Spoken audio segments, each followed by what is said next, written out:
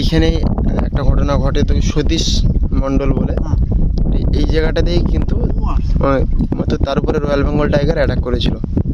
আর এটা হচ্ছে সড়কখালি অনের ডাকে পড়ে।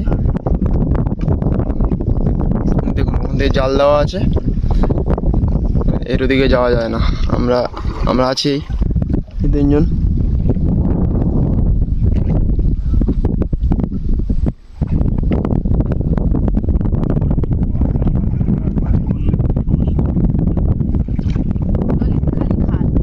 ললিতখালি খাল, যে মানুষটি মানে এখানে বাঘে আক্রান্ত হয়েছিল ওনার নামেই এই খালটার নাম হচ্ছে ললিতখালি।